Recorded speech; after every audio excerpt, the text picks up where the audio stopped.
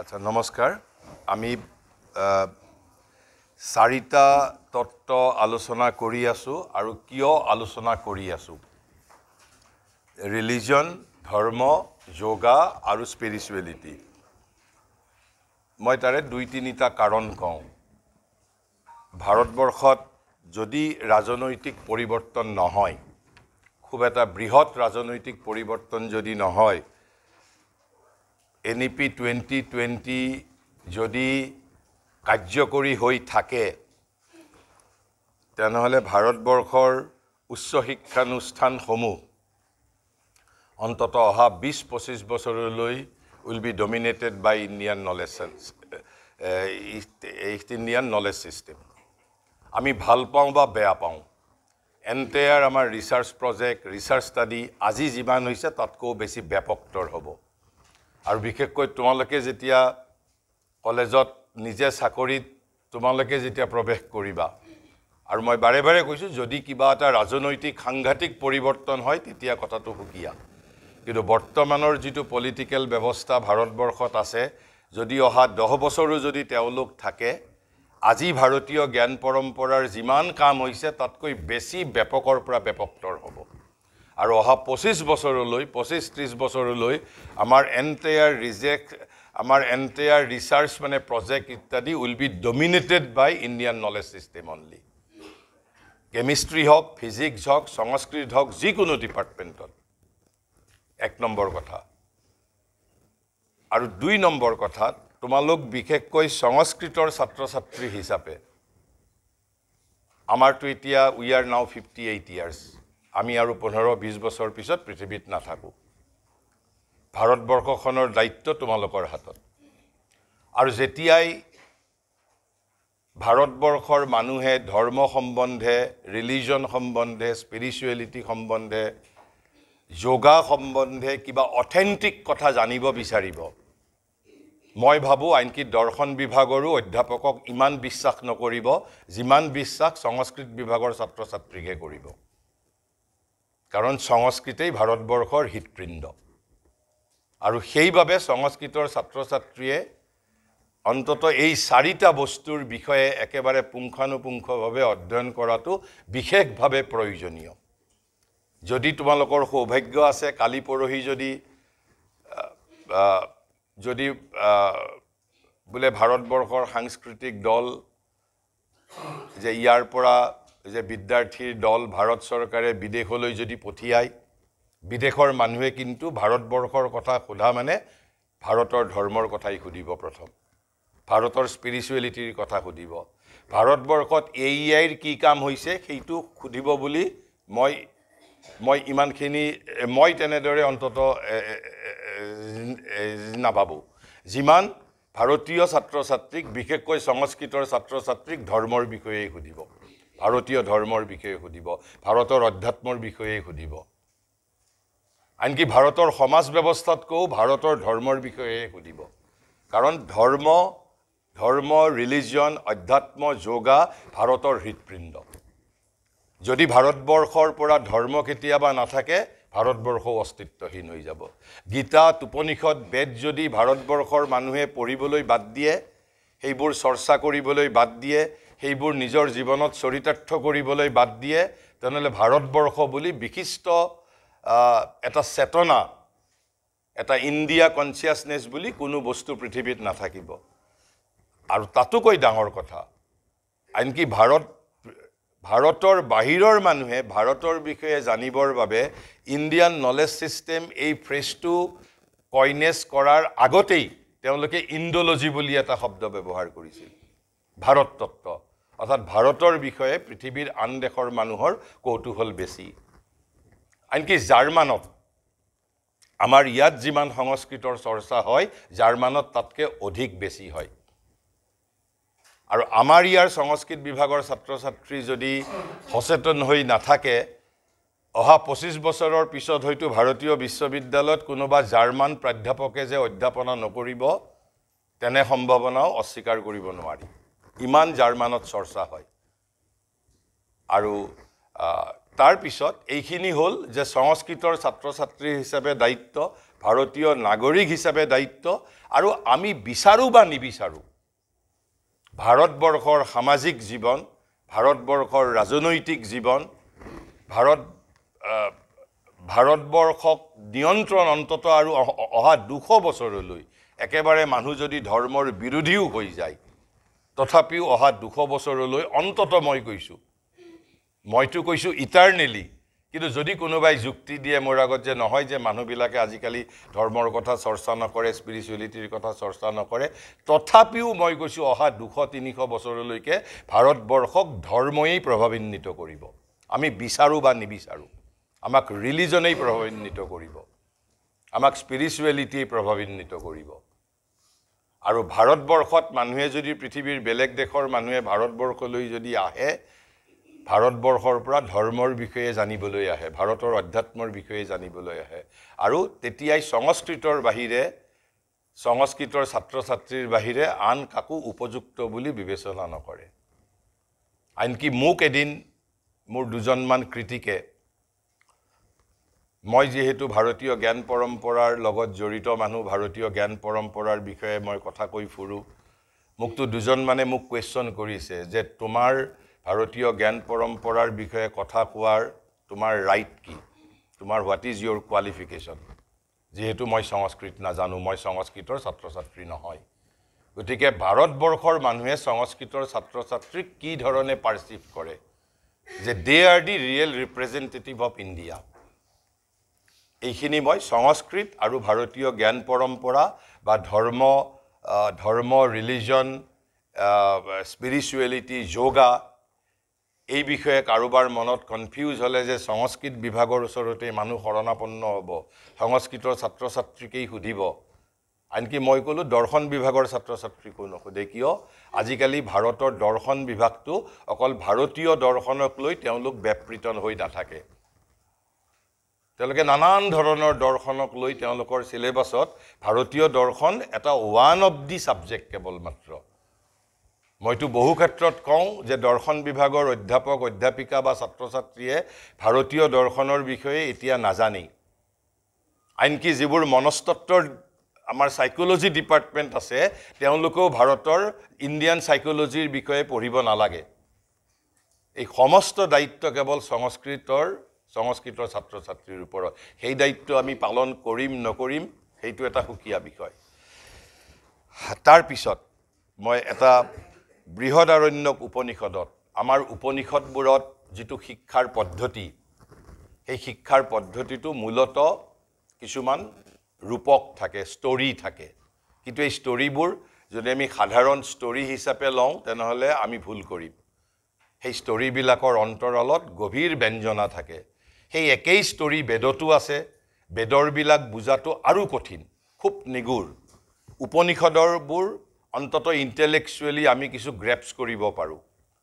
আৰু একেই ধৰণৰ কথা আমাৰ পুৰাণসমূহতো আছে, কিন্তু পুৰাণসমূহৰ সেই যিবোৰ আখ্যানবোৰ তাত যদিও গভীৰ ব্যঞ্জনা আছে, অন্তত ইমান মনোৰঞ্জন তাত আছে বা ইমান চিত্ৰাকৰ্ষক যে অশিক্ষিত মানুহেও সেই কাহিনীবোৰ পঢ়িবলৈ শুনিবলৈ ভাল পায়। কিন্তু অশিক্ষিত মানুহৰ ওচৰত, আনকি ভাৰতবৰ্ষত যে অধ্যাত্ম,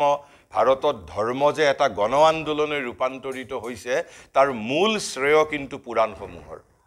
পুৰাণসমূহৰ দৰে শাস্ত্ৰ পৃথিৱীৰ অন্য কোনো জাতিৰ মাজত নাই। পুৰাণেহে ভাৰতবৰ্ষত ধৰ্মক একেবাৰে গাঁৱৰ একেবাৰে আপামৰ আবাল বৃদ্ধ বনিতাৰ ওচৰলৈ লৈ গৈছে। কাৰণ উপনিষদৰ বিষয়ে জানিব লাগিলে আমাৰ হাই ইণ্টেলেকচুৱেলিটি লাগিব, আকৌ বেদৰ বিষয়ে জানিব লাগিলেতো আমাৰ অন্তৰ্দৃষ্টি লাগিব। বেদত এতিয়া গো শব্দটোৰেই, পানী শব্দটোৰেই কিমান ধৰণৰ প্ৰতীক আছে, গো শব্দটোৰ দ্বাৰা আমাৰ ফিজিকেল কেটেলগ বুজাইছেনে অন্য কিবাক, সেইবোৰ বিষয়ে জানিব লাগিব আমাৰ কেৱল সংস্কৃতৰ ছাত্ৰ ছাত্ৰীয়ে। উপনিষদত সেই ধৰণৰ এখন বৃহদাৰণ্যক উপনিষদ আছে, আৰু এই উপনিষদখনত প্ৰায়েই ৰাজৰ্ষি জনক আৰু যাজ্ঞবল্ক ঋষিৰ মাজত কথোপকথন আছে। আৰু প্ৰায়েই ৰাজৰ্ষি জনকে কিছুমান প্ৰশ্ন সোধে আৰু যাজ্ঞবল্কই উত্তৰ দিয়ে। এবাৰ জনকে প্ৰশ্ন সুধিলে যে ঋষিবৰ আমি পোহৰ ক'ৰ পৰা পাম আমি পোহৰ ক'ৰ পৰা পাম যাজ্ঞবল্ক্যই উত্তৰ দিলে কিয় এইটোতো সহজ কথা আমি সূৰ্যৰ পৰা পোহৰ পাওঁ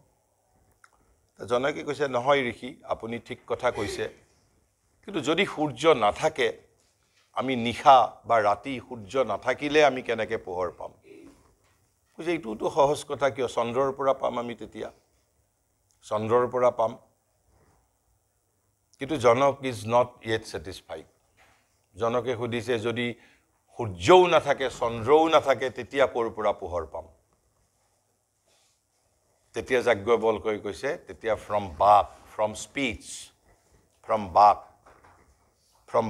ফ্ৰম স্পীচ কিয় ক'লে তোমালোকে কল্পনা কৰাচোন যে আমি যে ৰাতিপুৱা মই মোৰ টেবুলৰ মাজত মই এখন কিতাপ থৈ আহিছিলোঁ তাৰপিছত সন্ধিয়া বিদ্যুৎ নাই আন এজন মানুহ তোমাৰ পঢ়া ৰুমত সোমাইছে প্ৰৱেশ কৰিছে আৰু তেওঁ জানিব বিচাৰিছে যে তেওঁ সেই কিতাপখন তোমাৰ ৰুমটোৰ পৰা আনিব বিচাৰিছে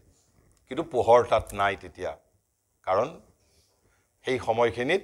কি কয় যে তোমাৰ ঘৰত হয়তো কি কয় বিদ্যুতৰ যোগান তেতিয়া নাছিল তুমি হয়তো কৈ পঠিয়াইছা যে মোৰ টেবুলখনৰ মাজভাগত আছে অৰ্থাৎ মাজভাগত আছে বুলি কোৱাৰ লগে লগে সেই শব্দৰ দ্বাৰা পোহৰ পালে আৰু সেইভাবে ঋষিয়ে কৈছে যদি সূৰ্য নাথাকে তেতিয়া আমি চন্দ্ৰৰ পৰা পোহৰ পাম চন্দ্ৰ যদি নাথাকে ফ্ৰম বাকৰ পৰা পাম কিন্তু জনক ইজ ষ্টিল নট ছেটিছফাইড জনকে কৈছে যদি সূৰ্যও নাথাকে চন্দ্ৰও নাথাকে বাকো নাথাকে তেতিয়া ক'ৰ পৰা পোহৰ পাম তেতিয়া কৈছে ফ্ৰম বিদ্যুৎ তেতিয়া আমি কি কয় যে আমি তেতিয়া এই বিদ্যুতৰ পৰা পোহৰ পাম তথাপি জনক সন্তুষ্ট নহয় কৈছে যে যদি অগ্নিও নাথাকে অৰ্থাৎ যদি কি কয় যদি বিদ্যুতো নাথাকে বাকো নাথাকে চন্দ্ৰও নাথাকে সূৰ্যও নাথাকে তেতিয়া ক'ৰ পৰা পোহৰ পাম আমি ইয়াত তোমালোকে এটা মন্ত্ৰ অলপমান সংস্কৃতৰ ছাত্ৰ হিচাপে মোৰ ইমান মনত নাই যেটো আমি কিবা সভা আৰম্ভৰ আগত দীপ প্ৰজ্বলনৰ সময়ত যেটো আমি মন্ত্ৰ উচ্চাৰণ কৰোঁ তাত শেষত গৈ কি কোৱা হয় যে আত্মদীপ ভৱ বুলি কোৱা হয় কি কয় যে ব্ৰহ্মপ্ৰদীপ মানে প্ৰজ্বলায় নে কি শব্দটো ঠিক তেনে ধৰণৰ আছে ঋষিয়ে তেতিয়া উত্তৰ দিছে যদি সূৰ্যও নাথাকে চন্দ্ৰও নাথাকে বাকো নাথাকে বিদ্যুতো নাথাকে তেতিয়া you will get light from your own soul এইবাৰ কিন্তু জনকে ক'ব পৰা নাই যে যদি আত্মাও নাথাকে বিদ্যুতো নাথাকে বাকো নাথাকে চন্দ্ৰও নাথাকে সূৰ্যও নাথাকে তেতিয়া পোহৰ ক'ৰ পৰা পাম কাৰণ man just can't exist without soul গতিকে যেটো আমাৰ অবিনাশী আলোকৰ উৎস অবিনাশী পোহৰৰ উৎস eternal source of light is my own soul সেই কথাটো মই ক'বৰ বাবে বিচাৰিছোঁ কিয় আজি আমাৰ যেতিয়া আমি দুটা এছপেক্ট ৰিলিজনৰ আমি দুটা এছপেক্টৰ বিষয়ে আলোচনা কৰিম শ্ৰী অৰবিন্দই এই বিষয়ে কৈছে ক'ত কৈছে তেওঁৰ এখন দি হিউমেন চাইকেল বুলি কিতাপ আছে হিউমেন চাইকেল আৰু হিউমেন চাইকেলত তেওঁ কৈছে এইখন তাৰে বাংলা ট্ৰেন্সলেশ্যন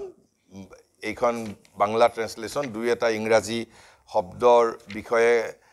ক'ব লাগিলে তেওঁৰ দেশীয় অনুবাদ নহ'লে খুব কঠিন হৈ যায় কিছুমান বস্তু সেইভাবে মই লগত লৈ আহিছোঁ তেনেহ'লে তেওঁ কৈছে যে দুটা এছপেক্ট আছে আমাৰ ৰিলিজনৰ এটাক তেওঁ কৈছে ট্ৰু ৰিলিজিয়ন এটা এছপেক্টৰ তেওঁ নামকৰণ কৰিছে ট্ৰু ৰিলিজিয়ন আৰু আনটো এছপেক্টৰ নাম কৰিছে ৰিলিজিয়নিজিম আৰু এটা হ'ল ট্ৰু ৰিলিজিয়ন ৰিলিজিয়নিজিমটোৰ বিষয়ে আমি জানো আমি সাধাৰণতে ৰিলিজন বুলি ক'লে আমাৰ বামপন্থী বন্ধুসকলেও যিবোৰ বস্তুক বিৰোধিতা কৰে যিবোৰ বস্তুক মানুহে কটাক্ষ কৰে মানুহে হীন দৃষ্টিৰে চায় সেইবোৰ বস্তুৱে ৰিলিজিয়নিজিম আমি কিন্তু ব্যাখ্যা কৰিম কিন্তু ট্ৰু ৰিলিজিয়ন কোনটো তেওঁ দুটা এছপেক্ট থাকে বুলি কৈছে ৰিলিজিয়নৰ এটা হ'ল ট্ৰু ৰিলিজিয়ন আৰু আনটো হ'ল ৰিলিজিয়নিজিম ট্ৰু ৰিলিজিয়ন কোনটো তেওঁ সেইটোক আকৌ নামকৰণ কৰিছে it has further been interpreted as spiritual religion তেওঁ নামকৰণ কৰিছে অধ্যাত্ম ধৰ্ম বুলি আৰু ৰিলিজিয়নিজিম শব্দটোৰ এই বাংলা কিতাপখনত বাংলা অনুবাদকাৰে শব্দটো ট্ৰান্সলেশ্যন কৰিছে ধৰ্মচাৰ বুলি ধৰ্মাচাৰ ধৰ্ম যোগ আচাৰ ধৰ্মাচাৰ অৰ্থাৎ ৰিলিজিয়নিজিম মানে ধৰ্মাচাৰ বুলি কৈছে আৰু ট্ৰু ৰিলিজিয়ন শব্দটো অনুবাদ কৰিছে অধ্যাত্ম ধৰ্ম বুলি অধ্যাত্ম ধৰ্ম আৰু ধৰ্মাচাৰ অৰ্থাৎ ট্ৰু ৰিলিজিয়ন আৰু ৰিলিজিয়নিজিম এটা ট্ৰু ৰিলিজিয়নৰ কেইটামান বৈশিষ্ট্য দিছে ট্ৰু ৰিলিজিয়ন অৰ্থাৎ ৰিলিজিয়নৰ যিটো মূল এছপেক্ট ফাণ্ডামেণ্টেল এছপেক্ট সেইটোক ট্ৰু ৰিলিজিয়ন বুলি কৈছে আৰু ট্ৰু ৰিলিজিয়নটোৰ কেইটামান বৈশিষ্ট্য দিছে কি বৈশিষ্ট্য দিছে কৈছে that which seeks to live in the spirit যি আত্মনৰ মাজত বাস কৰিব বিচাৰে অৰ্থাৎ সেই যিটো অধ্যাত্ম ধৰ্মই সদায় সততে নিত্য স্পিৰিটৰ মাজত বাস কৰিব খোজে ইয়াত মই যিটো আগত সোল শব্দ ক'লো সোল আৰু স্পিৰিট এই দুটাৰ মাজত এটা অলপ পাৰ্থক্য আছে আমি সাধাৰণভাৱে বুজিবলৈ স্পিৰিট বুলি কওঁতে আমি ব্ৰহ্মনৰ যিটো মূল ৰূপ এই সমগ্ৰ পৃথিৱীত অভিব্যক্ত হৈছে আত্মন বুলি আমি যাক কওঁ আত্মন সংস্কৃতত যিটো আত্মন শব্দ আছে অৰ্থাৎ আমি চাৰিটা শব্দ আমি জনাটো খুব প্ৰয়োজন এটা হ'ল ব্ৰহ্মন তাৰ পিছত হ'ল আত্মন আৰু আত্মনৰ পিছত হ'ল আমি যিটো ঈশ্বৰ বুলি যিটো আমি কওঁ আৰু এটা হ'ল পুৰুষ এই চাৰিটা এটাই তত্ত্ব এই চাৰিটা এটাই তত্ত্ব ব্ৰহ্মন মানে হ'ল ট্ৰেন্সেন্ডেন্টেল ৱৰ্ল্ডত অৰ্থাৎ অতীন্দ্ৰিয় জগতত অনভিব্যক্ত ব্ৰহ্মন আনমেনিফেষ্ট ব্ৰহ্মন তাত কোনো ব্ৰহ্মনৰ তাত কেৱল তেওঁ কেৱল গুণ আছে মানে গুণো নহয় যিটো আমি নিৰ্গুণ ব্ৰহ্মন বুলি কওঁ অৰ্থাৎ তেওঁ মেনিফেষ্ট নহয় তেওঁ যেতিয়া নিজক পৃথিৱীত মেনিফেষ্ট কৰে ব্ৰহ্মন বিকামছ আত্মন অৰ্থাৎ এই সমগ্ৰ জগতত এটা ইউনিভাৰ্চেল আত্মন আছে যিটো শ্ৰীকৃষ্ণই সেই আত্মনৰ ৰূপটো নিজৰ বিভূতি যুগত অৰ্জুনক দেখুৱাইছিল বিৰাট ৰূপ বুলি যিটো আমি কওঁ আত্মন আকৌ যেতিয়া ব্ৰহ্মনে যেতিয়া জগতক শাসন কৰে তেতিয়া ঈশ্বৰ হিচাপে শাসন কৰে যেতিয়া ৰুলাৰ হয় when Brahman becomes the ruler of this universe then Brahman becomes Ishvara divine আৰু যেতিয়া ব্ৰহ্মন মানুহৰ ভিতৰত সোমাই পুৰুষ শব্দটো সংস্কৃতত তোমালোকে অধ্যাপিকাক সুধিবা মই ইমানটো সংস্কৃত নাজানো মই ব্যৱহাৰিকভাৱে মোৰ কামৰ বাবে যিখিনি মই মোৰ নিজৰ অনুসন্ধিৎসা মোৰ কৌতুহলৰ দ্বাৰা মই শিকো পুৰুষ শব্দটো আহিছে পুৰু শব্দৰ পৰা অৰ্থাৎ আমি যে অন্তঃপুৰু বুলি কওঁ অৰ্থাৎ ভিতৰত পুৰুষ শব্দটোক এইটো কেৱল এটা পুংলিংগবাচক শব্দ নহয় এই ব্ৰহ্মনৰ আমাৰ প্ৰত্যেকৰে ভিতৰত দেয়াৰ ইজ এ প্ৰকৃতি পাৰ্ট দেয়াৰ ইজ এ পুৰুষ পাৰ্ট মহিলাৰ ভিতৰতো পুৰুষ আছে আকৌ পুৰুষৰ ভিতৰতো প্ৰকৃতি পাৰ্ট আছে গতিকে এই চাৰিটা আমি গোটেই আমাৰ ভাৰতবৰ্ষৰ যদি অধ্যাত্ম ভাৰতবৰ্ষৰ দৰ্শনক বুজিবলৈ খোজো প্ৰথম হ'ল আনমেনিফেষ্ট ব্ৰহ্মন তাৰ পিছত আত্মন তাৰ পিছত ঈশ্বৰ আৰু ঈশ্বৰৰ পিছত পুৰুষ এই পুৰুষ বুলি কওঁতে আমি যিটো আমাৰ সত্য পুৰুষ সত্য শব্দটোৰো অৰ্থ হ'ল ইনাৰ সাইকিক বিইং সত্য মানেও ইনাৰ গতিকে আমাৰ ভিতৰত যিজন ভগৱান থাকে সেইজনক আমি পুৰুষ বুলি কওঁ যিজন ব্ৰহ্মন ভিতৰত থাকে সেইজনক পুৰুষ বুলি কোৱা হয় সমগ্ৰ বিশ্বত ব্যপ্ত হৈ যিজন ব্ৰহ্মন আছে তেওঁক আত্মন বুলি কোৱা হয় আৰু যেতিয়া সমগ্ৰ জগতক যেতিয়া শাসন কৰে প্ৰশাসিত কৰে ব্ৰহ্মনে নট এজ ব্ৰহ্মন বাট এজ ঈশ্বৰ কিন্তু চাৰিটা একেই বস্তু আৰু ঠিক তেনেকে এই চাৰিটাৰ কাউণ্টাৰ পাৰ্ট তিনিটা আছে তাৰ এক্সিকিউটিং ফ'ৰ্চ সেই এক্সিকিউটিং ফ'ৰ্চকেইটাক আমি কি কওঁ মায়া বুলি কওঁ শক্তি বুলি কওঁ আৰু প্ৰকৃতি বুলি কওঁ মায়া শক্তি প্ৰকৃতি অৰ্থাৎ পুৰুষৰ কাউণ্টাৰ পাৰ্ট হ'ল প্ৰকৃতি ঈশ্বৰৰ কাউণ্টাৰ পাৰ্ট হ'ল শক্তি আৰু আত্মনৰ কাউণ্টাৰ পাৰ্ট হ'ল মায়া ব্ৰহ্মণ ডাজ নট ৱৰ্ক হিমছেল্ফ ব্ৰহ্মণ বা আত্মন বা পুৰুষ বা ঈশ্বৰে নিজে কেতিয়াও কাম নকৰে তেওঁলোকে তেওঁলোকৰ নিজৰ নিজৰ শক্তিৰ জৰিয়তে কাম কৰে মই সেইখিনি ব্যাখ্যা কৰিবলৈ নাযাওঁ এই মায়া শক্তি আৰু প্ৰকৃতি মূলত একেই বস্তু অলপ অলপ পাৰ্থক্য আছে মই সেই বিষয়ে এতিয়া আৰু মই নাযাওঁ ক'বলৈ কিন্তু মায়াটো আত্মনৰ লগত ৰিলেটেড তাৰ পিছত শক্তি ঈশ্বৰৰ লগত ৰিলেটেড আৰু প্ৰকৃতি পুৰুষৰ লগত ৰিলেটেড আৰু ব্ৰহ্মণ তেওঁৰ কোনো ব্ৰহ্মণ ইজ আনমেনিফেষ্ট ডিভাইন যেটো আমি বেদত কোৱা হৈছে একংশত বিপ্ৰাহ বহুদা এই বদন্তি বুলি যেটো কোৱা হৈছে গতিকে কৈছে যে আসল ধৰ্মই স্পিৰিটৰ মাজত বাস কৰিব বিচাৰে গতিকে আমি স্পিৰিট বুলি কওঁতে সেই আত্মনক কৈছো আমি আত্মনক কৈছো আৰু সোল বুলি ক'লে মোৰ নিজৰ ইন্ডিভিজুৱেল আত্মা সোল বুলি ক'লে সেই আত্মনৰে ৰিপ্ৰেজেন্টেটিভ যেটো যে গীতাত জীৱাত্ম বুলি কৈছে জীৱাত্মৰে অন্তৰাত্মা হল অৰ্থাৎ আত্মনৰ প্ৰতিনিধি জীৱাত্ম আকৌ জীৱাত্মৰ প্ৰতিনিধি হল মোৰ অন্তৰাত্মা জীৱাত্ম আমাৰ প্ৰত্যেকৰে জীৱাত্মটো একেই সেইভাবে শংকৰদেৱে কি কৈ গৈছে যে কুকুৰ সিগ্ৰালৰো সকলোৰে আত্মা একেই অৰ্থাৎ যেটো কৃষ্ণৰ যেটো সনাতন অংশ ব্ৰহ্মণৰ যেটো সনাতন অংশ তোমাৰ জীৱাত্মা মোৰ জীৱাত্মা তেওঁৰ জীৱাত্মা প্ৰত্যেকৰে জীৱাত্মা আইডেন্টিকেল নট ইভেন সিমিলাৰ আইডেন্টিকেল কিন্তু আমিতো প্ৰত্যেকেই ভিন ভিন আমি ভিন ভিন কিয় হৈছো আমাৰ এটা ইন্ডিভিজুৱেল সোলু আছে এই জীৱাত্মটোৱে পুনৰ্জন্ম গ্ৰহণ নকৰে এই মোৰ যেটো ইন্ডিভিজুৱেল সোলটোহে হি বাৰে বাৰে পুনৰ্জন্ম গ্ৰহণ কৰে আৰু ইন্ডিভিজুৱেল সোলটো কিন্তু আমাৰ প্ৰত্যেকৰে বেলেগ বেলেগ কাৰণ প্ৰত্যেকৰে বিকাশৰ ষ্টেজটো ভিন্ন ভিন্ন কিন্তু এই আমাৰ অন্তৰাত্মাটো এই জীৱাত্মৰে প্ৰতিনিধি জীৱাত্মা আত্মনৰ প্ৰতিনিধি আত্মন আকৌ ব্ৰহ্মণৰ আৰু এই অন্তৰাত্মা শব্দটোকেই শ্ৰী তৰবিন্দই তেওঁ এটা দুটা বিশেষ তেওঁ নাম দিছে তেওঁৰ দাৰ্শনিক তত্ত্বৰ যেটো হেৰিত তেওঁ নাম দিছে কি সত্য পুৰুষ বুলি কৈছে সত্য মানে শব্দটোৰ অৰ্থ হল ইনাৰ সত্য মানে ইনাৰ গতিকে তেওঁ সত্য পুৰুষ বুলি কৈছে আৰু ইংৰাজীত তেওঁ সেইটো নামকৰণ কৰিছে সাইকিক বিইং বুলি বিইং মানে হল পুৰুষ সাইকিক বিইং সাইকিক মানে ইনাৰ ইংৰাজীত সাইকিক শব্দটোৰে তাৰ দুটা অৰ্থ আছে এটা হল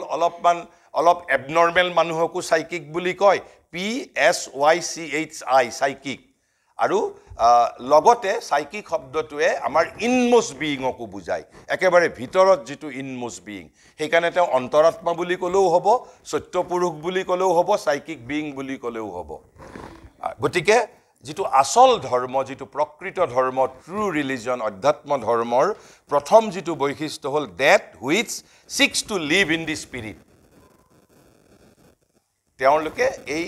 যেটো আত্মনৰ লগতহে বাস কৰিব বিচাৰে আত্মনৰ লগত বাস কৰিব বিচাৰে that which seek to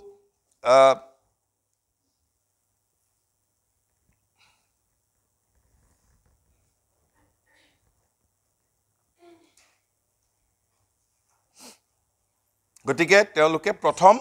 এই যেটো আমাৰ আত্মনৰ মাজত বাস কৰিব বিচাৰে তেনেহলে আত্মনৰ মাজত বাস কৰাৰ অৰ্থটো কি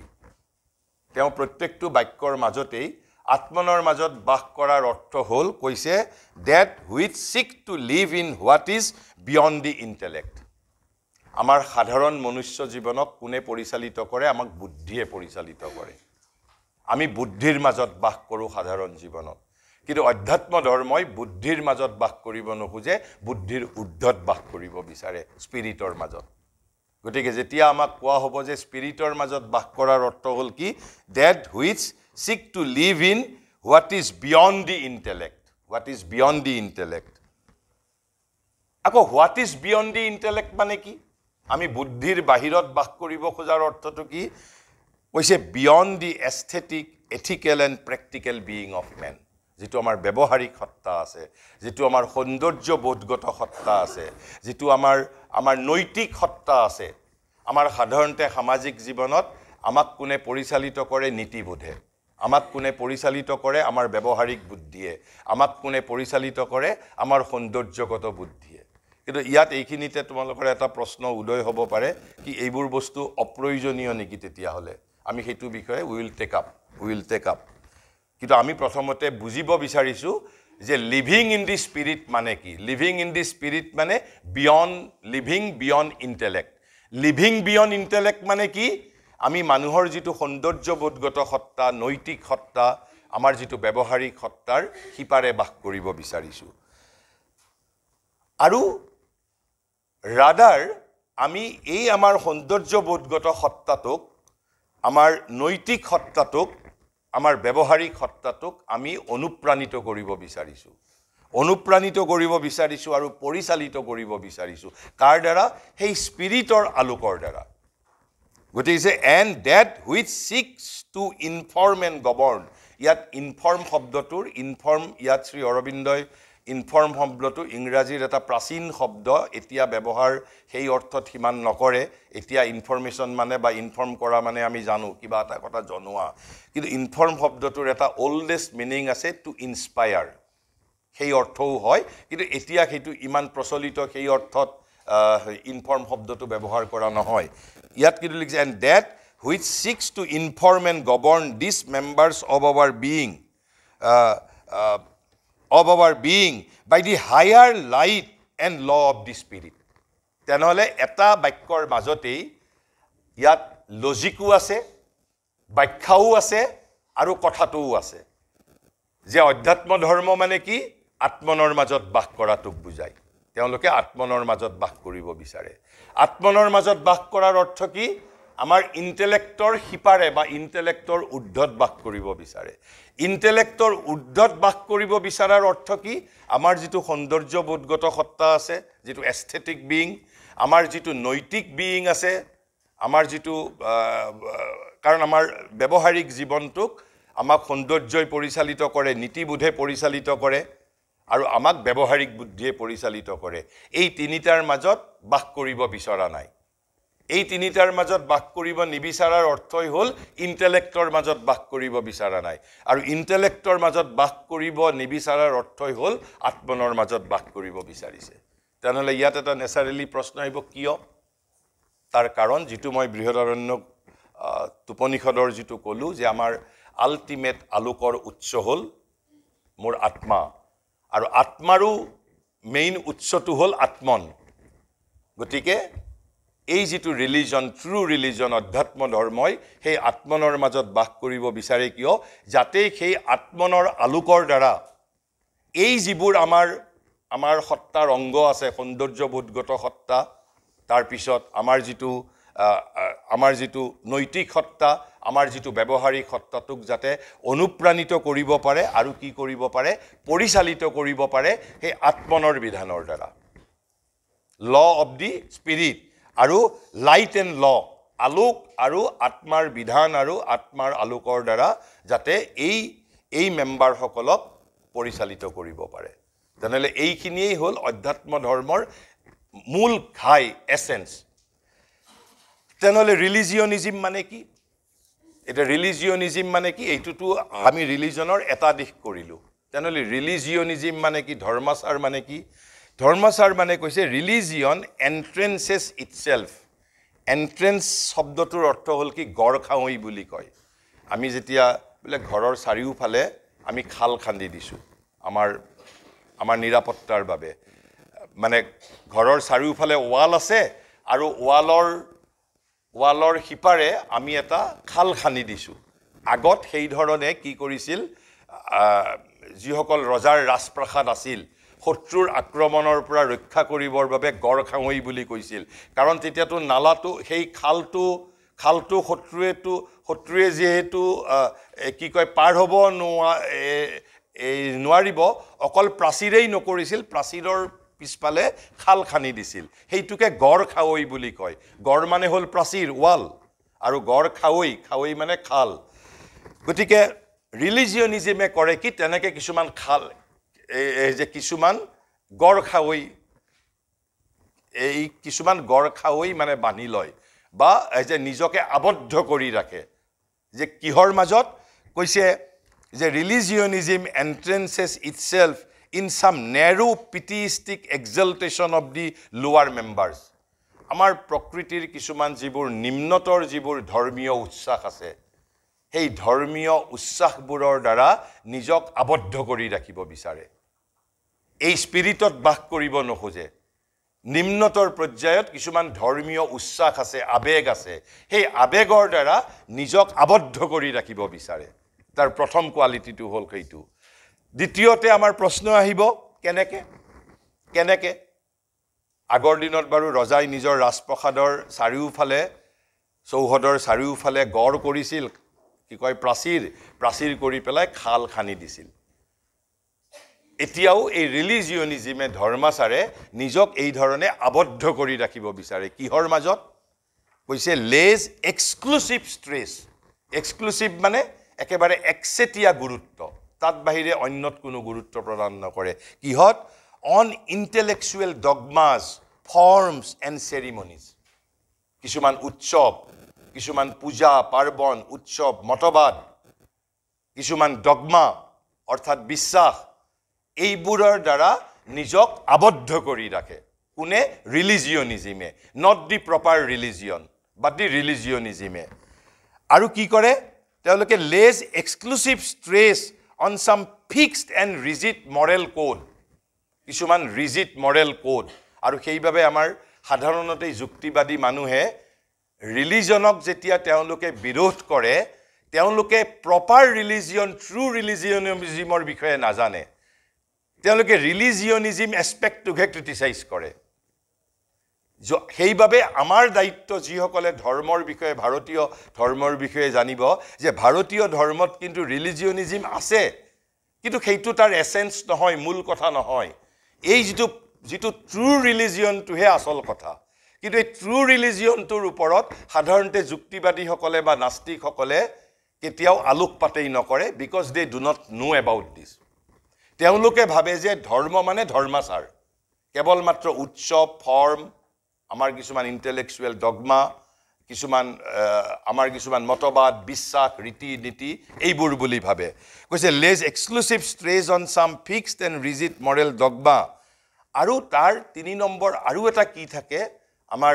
এই যিটো ধৰ্মাচাৰৰ লগত এটা ৰিলিজিয় পলিটিক্যাল অৰ ৰিলিজিয় সোশিয়েল সিস্টেম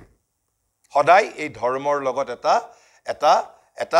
ধাৰ্মিক ৰাজনৈতিক ব্যৱস্থা থাকে নহলে ধাৰ্মিক সমাজতান্ত্ৰিক ব্যৱস্থা এটা থাকে মূলত ধৰ্মাচাৰ বুলি কওঁতে এই তিনিটা বস্তু কি তিনিটা বস্তু তেনেহলে যে কিছুমান নিম্নতৰ পৰ্যায়ৰ ধৰ্মীয় উচ্ছাসৰ দ্বাৰা নিজক আবদ্ধ কৰি ৰাখে এন্ট্ৰেন্স কৰি ৰাখে নিজক নিম্নতৰ পৰ্যায়ৰ ধৰ্মীয় উচ্ছাসৰ দ্বাৰা আবদ্ধ কৰি ৰাখাৰ অৰ্থ হ'ল কি কিছুমান সেৰিমনি ৰাইটস ফৰ্মস এইবিলাকৰ দ্বাৰা নিজক আবদ্ধ কৰি ৰাখে আৰু একচেটিয়া গুৰুত্ব দিয়ে কিছুমান fixed and rigid moral code intellectual dogma যিবোৰৰ তেওঁলোকে কোনো ব্যাখ্যাও নকৰে তাৰ মাজত যদি ব্যঞ্জনাও আছে সেই ব্যঞ্জনাবোৰো সাধাৰণতে যিসকলে সেই ধৰ্মীয় আচাৰ যিসকলে অনুসৰণ কৰে তেওঁলোকেও নাজানে কেৱল তেওঁলোকে এটা পৰম্পৰা হিচাপে এটা ৰীতি নীতি হিচাপে মানি চলে আৰু এটা ৩ নম্বৰ বৈশিষ্ট্য হ'ল কি ধৰ্মাচাৰৰ এই ধৰ্মাচাৰ সমূহৰ লগত বা ৰীতি নীতি আচাৰ অনুষ্ঠান পূজা পাৰ্বণ এইবোৰৰ লগত এটা ৰিলিজিয় পলিটিক্যাল অৰ ৰিলিজিয় সোশিয়েল সিস্টেম এটা জড়িত হৈ থাকে তেনেহলে এইটোৱে হ'ল ৰিলিজিয়নিজম অৰ্থাৎ আমি যেতিয়া ৰিলিজন শব্দটো বুলি কম এই ৰিলিজন শব্দটো দুটা আমাৰ দিশ আছে তেনেহলে এতিয়া প্ৰশ্ন আহিল এই যে প্ৰথমতে যেটো আমি ট্ৰু ৰিলিজনৰ ক্ষেত্ৰত কৈছিলো যে সৌন্দৰ্যবোধগত সত্তা আমাৰ যেটো নৈতিক সত্তা আমাৰ যেটো ব্যৱহাৰিক সত্তা এই ব্যৱহাৰিক সত্তাৰ দ্বাৰা আমি পৰিচালিত নহম নেকি হেতুৰ প্ৰয়োজন নহয় নেকি প্ৰথমতে কোৱা হ'ল আনকি প্ৰপাৰ যেটো ধৰ্ম ট্ৰু ৰিলিজনটো এই তিনিটা সত্তাক উপেক্ষা কৰা হোৱা নাই বৰং কিয় স্পিৰিটৰ মাজত বাস কৰিব বিচাৰিছে যাতে স্পিৰিটৰ লাইট এণ্ড লৰ দ্বাৰা এই সৌন্দৰ্যবোধগত সত্তা নৈতিক সত্তা আৰু যেটো আমাৰ ব্যৱহাৰিক সত্তাটোক যাতে আলোকিত কৰিব পাৰে পৰিচালিত কৰিব পাৰে অনুপ্ৰাণিত কৰিব পাৰে উদ্ভাসিত কৰিব পাৰে তাৰ এটা কাৰণ হ'ল সেইটো তেনেহ'লে এতিয়া আমি আলোচনা কৰিম যে ৰিলিজিয়নিজিমত এই বস্তুবোৰ যে আছে ৰাইটছ আছে ডগমা আছে পূজা আছে চেৰিমনি আছে এইবোৰ কি নেগলিজিবল নেকি এইবোৰ কি কেৱল মাত্ৰ উপেক্ষাৰেই কেৱল মাত্ৰ বস্তু নেকি এইবোৰৰ কিবা প্ৰয়োজনীয়তা আছে নে নাই কিন্তু যিসকল ধৰ্মাচাৰৰ লগত জড়িত তেওঁলোকে কিন্তু নাজানে এইবোৰৰ মাজতো যে অন্তৰালত কিছু ব্যঞ্জনা আছে সেই কথাটো কিন্তু তেওঁলোকে নাজানে আমি প্ৰথমতে আমি নমনীয় এটা আমি আমাৰ দৃষ্টিভংগীত কঠোৰ এটা গোড়া দৃষ্টিভংগী ল'লে নহ'ব আমি নমনীয় দৃষ্টিভংগী ল'ব লাগিব কি যে এইখন পৃথিৱীত একে বৌদ্ধিক স্তৰৰ সকলো মানুহ নহয় তেজৰ ৰং তেজৰ গ্ৰুপ একে হ'লেও আমাৰ প্ৰত্যেকৰে বৌদ্ধিক চেতনাৰ পৰ্যায়টো ভিন ভিন আমাৰ প্ৰত্যেকে বেদৰ বস্তু পঢ়ি বুজি উলিয়াব নোৱাৰিব সেইবাবে উপনিষদৰ প্ৰয়োজন আছে আকৌ উপনিষদৰো বস্তু বুজিব পৰাকৈ সকলোৰে ইন্টেলেকচুৱেল কেপেবিলিটি নাই কিছুমান মানুহ নিৰক্ষৰ সাধাৰণ হোজা মানুহ তেওঁলোকৰ বাবে ভাৰতবৰ্ষত পুৰাণসমূহ তাৰ পিছতো ভাৰতবৰ্ষত ৰামায়ণ আৰু মহাভাৰত ইজ নাথিং বাট ষ্টৰীৰ আকাৰত what is there in Veda and Upanishad এই কথাটো তোমালোকে জনা দৰকাৰ মহাভাৰত আৰু Ramayana is the living interpretation of what contained in Veda and Upanishad ভাৰতবৰ্ষৰ এইটো সাংঘাতিক কথা ঋষিসকল প্ৰত্যেকটো কাম তেওঁলোকে সচেতনভাৱে কৰিছিলে অৰ্থাৎ আমাৰ বেদ আৰু উপনিষদৰ যুগৰ পিছত যিটো যুগে দেখা দিছিল সেইটো হ'ল ৰামায়ণ আৰু মহাভাৰতৰ যুগ মহাকাব্যৰ যুগ সেই মহাকাব্যৰ যুগত কি হৈছিল বেদ আৰু উপনিষদৰ যিটো আধ্যাত্মিক প্ৰভা সেই আধ্যাত্মিক প্ৰভাৰ দ্বাৰা আমাৰ সমাজ জীৱন আমাৰ ব্যক্তিগত জীৱনক গঢ়ি তুলিবলৈ প্ৰয়াস কৰা হৈছিল আমি ৰামায়ণ মহাভাৰতৰ যদি কেৱল ষ্টৰী লাইনটোৰ জৰিয়তে এটা ক্ৰিয়েটিভ ইণ্টাৰপ্ৰিটেশ্যন আছে বেদ আৰু উপনিষদৰ এটা সৃজনশীল ব্যাখ্যা তাৰ মাজত পোৱা যায় উপনিষদত একেবাৰে ফিলচফিকেল পাম আমি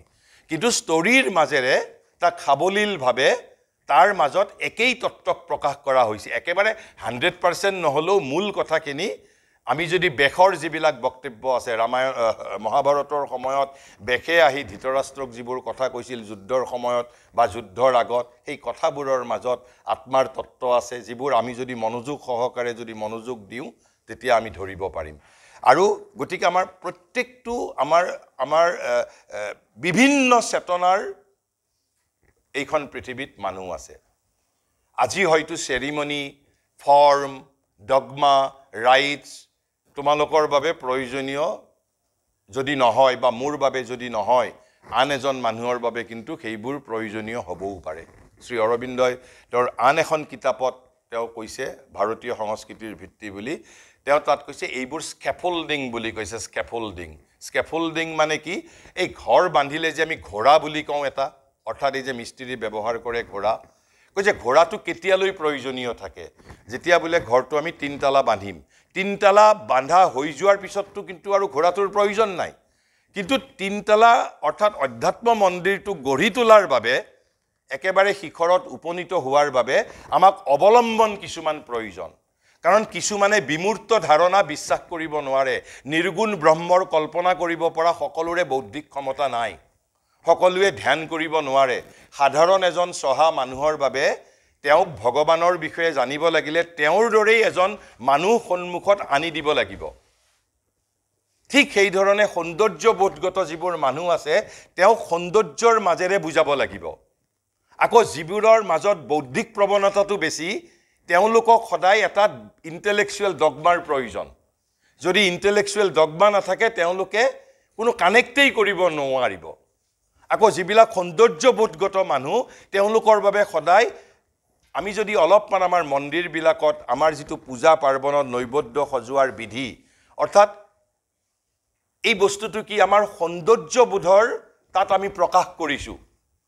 এই সৌন্দৰ্যবোধ সত্তাটোৰ দ্বাৰা যিসকল মানুহ বেছি অনুপ্ৰাণিত বা সেই চেতনাৰ মাজত যিসকল মানুহ বাস কৰিছে তেওঁলোকক যদি আমি এটা সৌন্দৰ্যবোধগত আশ্ৰয় প্ৰদান নকৰোঁ অৱলম্বন প্ৰদান নকৰোঁ তেনেহ'লে তেওঁলোকে সেইটো নোহোৱা হৈ যাব তেওঁলোকৰ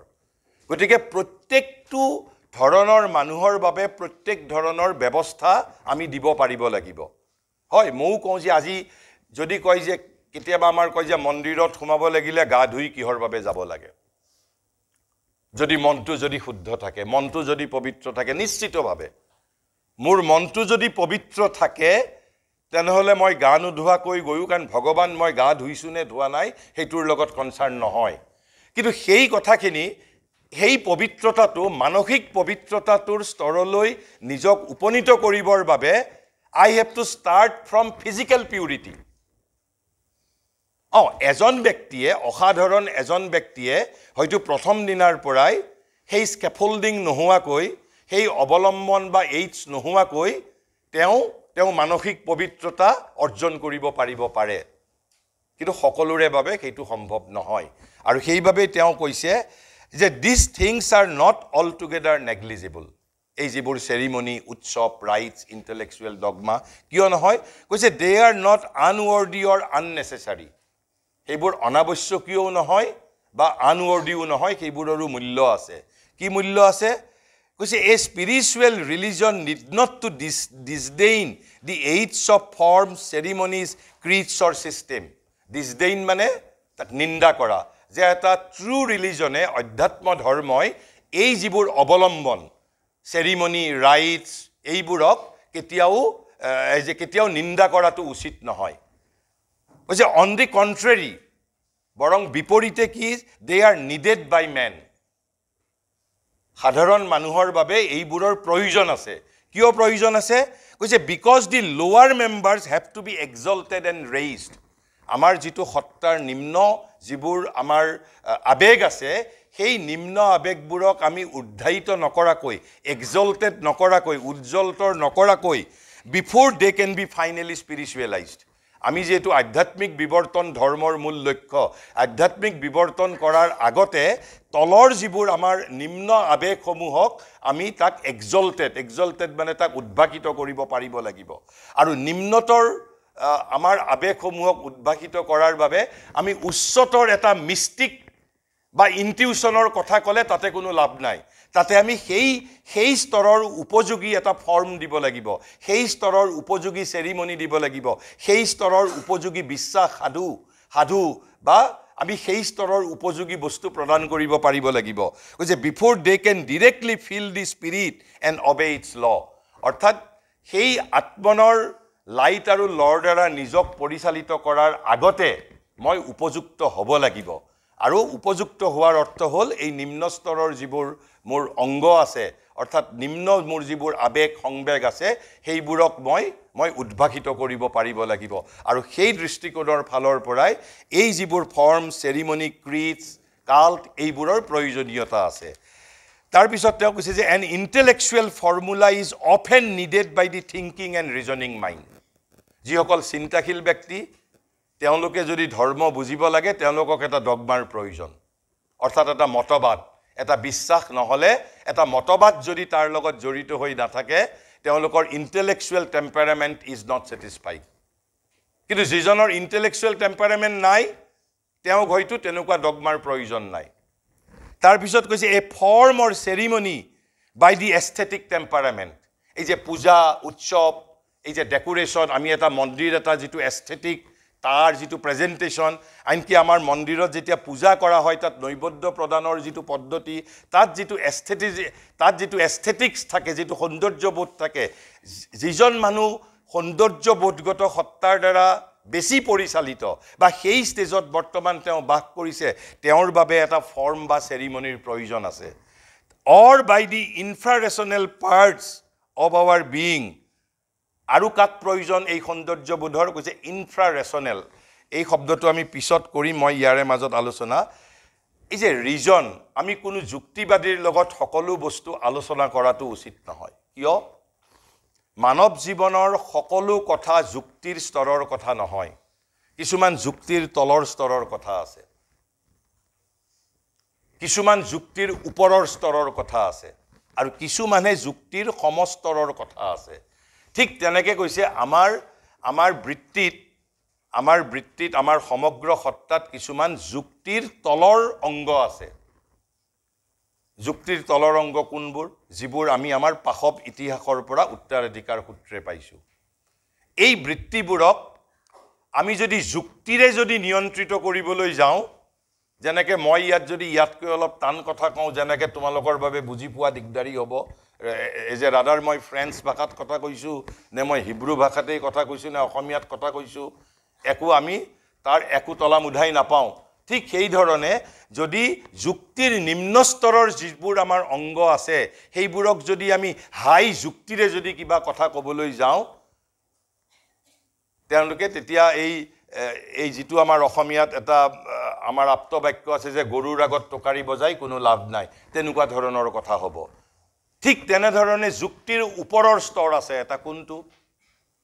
ইয়াত তোমালোকে প্ৰত্যেকেই তোমালোকৰ নিজৰ নিজৰ মাক ভাল পোৱা। এজন যুক্তিবাদীয়ে যদি আহি প্ৰমাণ কৰি দিয়ে যে you do not love your mother, তোমালোকে জানো বিশ্বাস কৰিবা সেইটো? তাৰমানে মানুহৰ কিছুমান অনুভূতি যুক্তিৰ স্তৰৰ নহয়। যুক্তিয়ে যিমানেই তেওঁৰ কঠোৰ যুক্তিৰ দ্বাৰা প্ৰমাণ কৰিলেও কিছুমান তত্ত্ব যুক্তিৰ স্তৰৰ নহয়। সেইবাবে কিছুমান কথা যুক্তিবাদীৰ লগত আলোচনা কৰিবই নালাগে। তুমি তোমাৰ স্বতন্ত্ৰতা তুমি পালন কৰা, তুমি ভোগ কৰা, তুমি স্বতন্ত্ৰতা পালন কৰা। এতিয়া আমাৰ ভিতৰত আত্মা আছে, যুক্তিবাদীয়ে ক'ব ঠিক আছে তেনেহ'লে এজন আমি মানুহৰ শৰীৰটো ডাইছেক্ট কৰোঁ, কাটো, ক'ত আত্মাটো আছে মোক দেখাই দিয়া তুমি। গতিকে কিছুমান তত্ত্ব আছে যিবোৰ আত্মাৰ যুক্তিৰ স্তৰৰ ওপৰৰ, কিছুমান যুক্তিৰ সমপৰ্যায়ৰ আৰু কিছুমান যুক্তিৰ তলৰ। সেইটোক ইনফ্ৰা ৰেচনেল বুলি কৈছে। ইনফ্ৰা মানে অবৰ, তলৰ। গতিকে সেই স্তৰবিলাককো উদ্ভাসিত কৰাৰ বাবে এই উৎসৱ ইত্যাদিৰ আকৰ্ষণ প্ৰয়োজনীয়। উৎসৱ ইত্যাদিৰ আকৰ্ষণ প্ৰয়োজনীয়। তাৰপিছত কৈছে a set of moral code by our vital nature. Vital nature মানে, ভাইটেল শব্দটো মই কালিও কৈছোঁ, শ্ৰী অৰবিন্দই যে তোমাৰ মন প্ৰাণ শৰীৰ, মন মানেতো মাইণ্ড, শৰীৰ মানেতো ফিজিকেল, প্ৰাণ শব্দটোৰ ইংৰাজী প্ৰতিশব্দ হিচাপে তেওঁ VITAL, ভাইটেল নহ'লে লাইফ, ক'ৰবাত লাইফ বুলি ব্যৱহাৰ কৰিছে, ক'ৰবাত ভাইটেল বুলি ব্যৱহাৰ কৰিছে। আৰু ভাইটেল নেচাৰ মানে কি? আমাৰ যিটো কামনা বাসনা যিবোৰ আছে, আমাৰ অধিকাৰ, আধিপত্য, বিজয়, লোভ, মোহ, কাম, ক্ৰোধ, হিংসা, দেশ, বিদ্বেষ, আৰু তাৰ লগে লগে ভাইটেল নেচাৰটো কিন্তু আমাৰ প্ৰাণ প্ৰকৃতিও, প্ৰাণ শক্তিও। এই ভাইটেল নেচাৰটো যদি কাৰোবাৰ ষ্ট্ৰং হৈ নাথাকে সেই মানুহজন তামসিক হৈ যাব। আৰু সেইবাবে এই প্ৰাণ বোলা তত্ত্বটোৰ লগত ডিল কৰাটো চবতকৈ ডেলিকেট। কাৰণ প্ৰাণ তত্ত্বটো যদি মৰি যায় সি একেবাৰে তামসিক হৈ যাব, সি কোনো কামেই নকৰিব আৰু। গতিকে আমি প্ৰাণ তত্ত্বটোক বেছি উৎসাহিতও কৰিব নোৱাৰোঁ, তাক বেছি নিৰুৎসাহিতও কৰিব নোৱাৰোঁ। গতিকে এই প্ৰাণ তত্ত্বটোৰ সেইকাৰণেই যে মানুহৰ মৃত্যুৰ পিছত এই প্ৰাণ তত্ত্বটো ডিজলভ হওঁতেই আটাইতকৈ বেছি কষ্টকৰ। কাৰণ এই প্ৰাণ তত্ত্বৰ লগতেই যিটো আমাৰ কামনা বাসনা, লোভ, মোহ, কাম, ক্ৰোধ, আমাৰ মাৎসৰ্য, অধিকাৰ, আধিপত্য, বিজয়, ক্ষমতা, আমাৰ যিমান কামনা বাসনা, আমাৰ লালসা, এইবোৰৰ লগতো জড়িত। অৰ্থাৎ আমাৰ যিটো মানৱীয় যিটো নিম্নতৰ প্ৰকৃতি, সেইটোৱেই হ'ল প্ৰাণতত্ত্ব। সেইটো প্লাছ যিটো আমাৰ প্ৰাণ শক্তি, লাইফ এনাৰ্জি। গতিকে দুটা বস্তুৱেই তাৰ লগত আছে। গতিকে আমি প্ৰাণটোক আমি হত্যা কৰিবও নোৱাৰোঁ, নিঃশেষ কৰিবও নোৱাৰোঁ। যদি প্ৰাণটোক যদি হত্যা কৰোঁ তেনেহ'লে মানুহজন একদম তামসিক হৈ যাব। সেইবাবে এতিয়া আমি যদি তোমালোকে কল্পনা কৰাচোন, এটা যদি 5 বছৰীয়া ল'ৰা যদি ধ্যানীৰ দৰে থাকে, তাৰমানে সেইজন এজন মৃত ল'ৰা।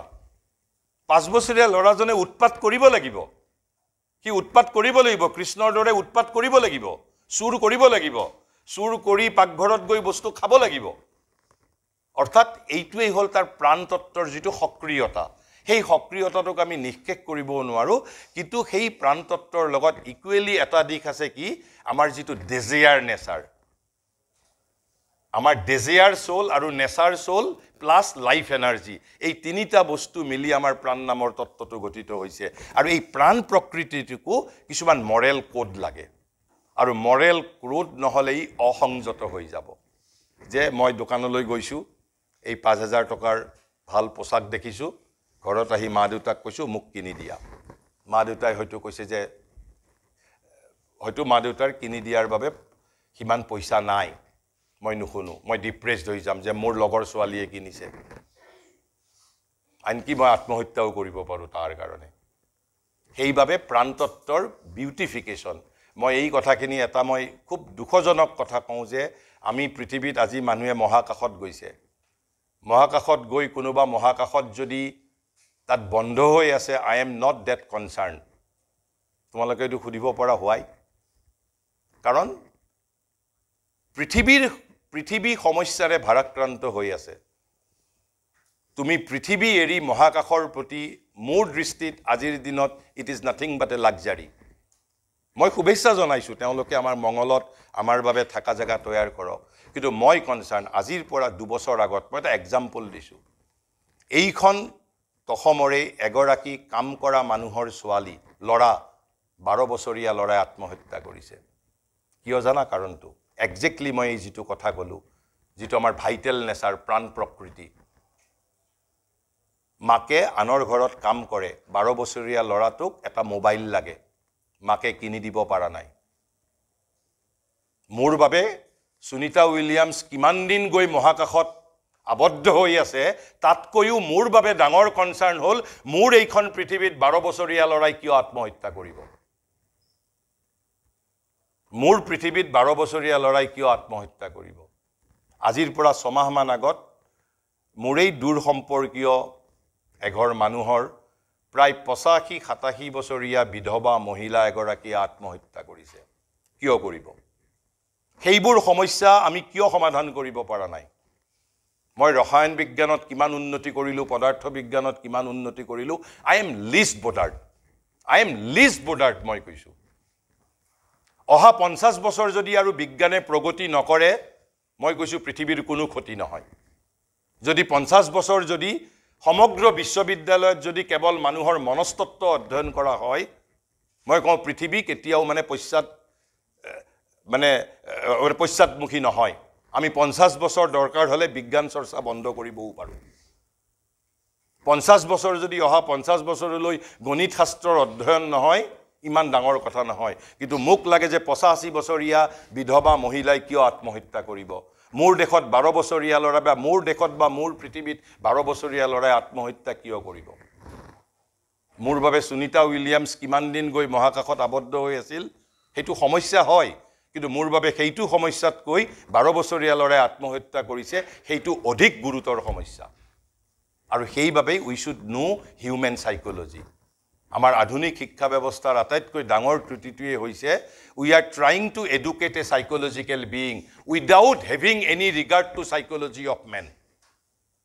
আমি মানুহৰ মনস্তত্বৰ প্ৰতি আমি কোনো বিবেচনা নকৰাকৈ আমি এটা মনস্তাত্ত্বিক সত্তাক শিক্ষিত কৰাৰ বাবে ধৃষ্টতা প্ৰদৰ্শন কৰিছোঁ ইজ ইট নট এন এইটো এটা কি কয় যে ডাঙৰ এটা কি কয় যে বিৰম্বনা জানো নহয় এটা ডাঙৰ জানো আইৰনি নহয় আমি এটা মনস্তাত্ত্বিক সত্তাক আমি এটা প্লাষ্টিক মেটেৰিয়েলক শিক্ষিত কৰিব বিচৰা নাই এটা মনস্তাত্ত্বিক সত্তা but without regard to human psychology আমি নাজানো হু এম আই মোৰ খং কিয় উঠে মই মানুহক কিয় ঘৃণা কৰোঁ সেই ঘৃণাৰ উৎস ক'ত কিয় মই মানুহক ভাল পাওঁ মানুহৰ বাবে মানুহে জীৱন দিবও পাৰে আকৌ মানুহে মানুহৰ জীৱন কাঢ়িবও পাৰে সেই কথাবোৰ নজনাকৈ আমি কিহৰ শিক্ষিত হৈছোঁ যি নহওক গতিকে এই যিটো আমাৰ ভাইটেল নেচাৰ আছে এই ভাইটেল নেচাৰটোক এটা মৰেল কোড নীতিবোধৰ প্ৰয়োজন আছে হয়তো উচ্চতৰ এজন যোগীৰ বাবে মৰেল কোডৰ প্ৰয়োজন নাথাকিলেও এই প্ৰাণিক প্ৰকৃতিটোক আমি নিয়ন্ত্ৰিত কৰাৰ বাবে নহ'লে কি অসংযত হৈ যাব আৰু কৈছে যে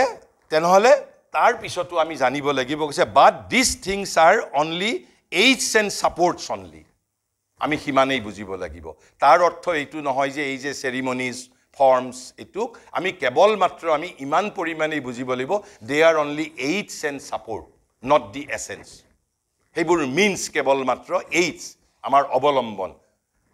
আৰু কৈছে because they belong to rational and infrarational part কৈছে এই যিবোৰ আমি চেৰিমনিজ কৰোঁ এইবোৰৰ কিছুমান যুক্তিৰ তলৰ পৰ্যায়ৰ বস্তু কিছুমান যুক্তিৰ সমপৰ্যায়ৰ বস্তু আৰু সেইবাবে কৈছে দে কেন বি নাথিং মোৰ কৈছে কেৱল এইডছ আৰু অৱলম্বনৰ বাহিৰে দে কেন be nothing more they are not the essence they may even hamper the suprarational light যদি আমি বেছি যদি ইনচিষ্ট কৰোঁ এই যদি যিবোৰ ডগমা ৰীতি নীতি পূজা চেৰিমনিক যদি আমি খুব বেছি যদি ব্লাইণ্ডলি আমি যদি বেছি ইনচিষ্ট কৰোঁ তেনেহ'লে কৈছে আমাৰ যিটো যুক্তিৰ ওপৰৰ স্তৰৰ লাইটটো আমাৰ মাজত আহাত ইট মে হেম্পাৰ অলছো বুলি কৈছে they have to be offered তেনেহ'লে মানুহক সেইটো কেনেকৈ কৰিব লাগিব অফাৰ কৈছে they have to be offered to men and they have to be used by him such as they are তেওঁলোক সেই বস্তুবোৰ যি ধৰণে আছে ঠিক সেই ধৰণেই তেওঁলোকক প্ৰেজেণ্ট কৰিব লাগিব কৈছে not to be imposed on him as his sole law কাৰো ওপৰত বাধ্যতামূলকভাৱে এই যিবোৰ ৰিলিজিয়নিজিমৰ ধৰ্মাচাৰৰ যিবোৰ উপাদান সেইবোৰ কাকো বাধ্যতামূলকভাৱে প্ৰয়োগ কৰা উচিত নহয় যেনেকৈ আছে তেনেকৈ যদি কোনোবাই যদি ল'ব বিচাৰিছে ভাল কথা কিন্তু কোনোবাই যদি লোৱা নাই সেইটো কথাটো আমাৰ বাবে তেওঁক আমি কোনো ধৰণৰ বিৰোধ কৰাটো ঠিক কথা নহয় আৰু কৈছে এইটো ক্ষেত্ৰত তেনেহ'লে নীতি কোনটো ল'ব লাগিব টলাৰেশ্যন আমাৰ টলাৰেশ্যন সহ্য কৰা গুণ লাগিব আৰু কৈছে ফ্ৰী পাৰ্মিশ্যন অফ ভেৰিয়েশ্যন যে মই পূজাটো এইফালে কৰিম নে সেইফালে কৰিম মই সোমবাৰে কৰিম নে মঙলবাৰে কৰিম নে মই মঙলবাৰে নকৰি বুধবাৰে কৰিম নে মই ৰাতি শোৱাৰ আগত কৰিম নে ৰাতিপুৱা গা ধোৱাৰ পিছত কৰিম তাৰ বাবে মোক ফ্ৰীডম অফ ভেৰিয়েশ্যন মোক এটা মোৰ মাজত বৈচিত্ৰ্য থাকিব লাগিব is the first rule to be observe গতিকে ৰিলিজিয়নিজিমৰ ক্ষেত্ৰত কৈছে ফ্ৰী পাৰ্মিশ্যন অফ ভেৰিয়েশ্যন অৰ্থাৎ তাৰ মাজত বৈচিত্ৰৰ স্বাধীনতা দিব লাগিব সকলোকে কোনোবাই যদি পালন কৰিছে তেওঁকো আমি গৈ পেলাই নিৰুৎসাহিত কৰাটো উচিত নহয় কোনোবাই যদি পালন কৰিব খোজা নাই সেই ক্ষেত্ৰতো তেওঁকো কোনো ধৰণৰ আপত্তি কৰাটো আমাৰ বাবে উচিত নহয় আৰু তাৰ পিছত তেনেহ'লে শেষত মূল কথাটো যে ৰিলিজনৰ আমি যিটো দুটা দিশ পালোঁ এটা হ'ল ট্ৰু ৰিলিজিয়ন আৰু এটা হ'ল ৰিলিজিয়নিজিম এই ট্ৰু ৰিলিজিয়ন আৰু religionism not negligible not to be neglected ৰিলিজিয়নিজিমৰ বস্তুবোৰ নট টু বি নেগলেক্টেড কিন্তু তাক আমি কৈছে not to be imposed on him as sole law আমি তাক খুব ব্লাইণ্ডলি আমি সেইবোৰৰ ওপৰত ইম্প'জ কৰাটো উচিত নহয় তেনেহ'লে স্পিৰিচুৱেল যিটো এছেঞ্চ অফ ৰিলিজিয়ন সেইটোৱেই কৈছে যে is alone the thing to be supremely needful ৰিলিজনৰ মাজত যিটো স্পিৰিচুৱেল এছেঞ্চ আছে সেইটোৱেই হ'ল আটাইতকৈ প্ৰয়োজনীয় বস্তু আমাৰ ৰিলিজিয়নিজিমটো নট ডেট সিমান এটা এছেঞ্চিয়েল নহয় yet it is not to be neglected কোনোবাই যদি পালন কৰিছে তাতো আমাৰ আপত্তি থাকিব নালাগে কোনোবাই যদি পালন কৰা নাই তাকো আমি কোনো ধৰণৰ বল প্ৰয়োগ কৰিব নালাগে কি বুলি কৈছে ফ্ৰী পাৰ্মিশ্যন অফ ভেৰিয়েশ্যন মানে যাতে সকলোকে বৈচিত্ৰ্যৰ অবাধ স্বাধীনতা দিয়া যায় এণ্ড ছাবৰ্ডিনেট টু ইট এভৰি আদাৰ এলিমেণ্টৰ মটিভ কৈছে যে ধৰ্ম সম্বন্ধীয় ৰিলিজন সম্বন্ধীয় ৰিলিজিয়নিজিম সম্বন্ধীয় সকলো কথাক ধৰ্মৰ মাজত অন্তৰ্ভুক্ত যিটো অন্তৰ্নিহিত যিটো স্পিৰিচুৱেল এছেঞ্চ সেই স্পিৰিচুৱেল এছেঞ্চৰ অনুগত কৰাটোহে আমাৰ মূল লক্ষ্য হোৱা উচিত with this let me allow to conclude here thank you কিবা যদি তোমালোকে সুধিব খোজা সুধিব পাৰা যদি সোধাৰ ইচ্ছা নাই আমি ইয়াতে শেষ কৰিছোঁ থেংক ইউ এইটো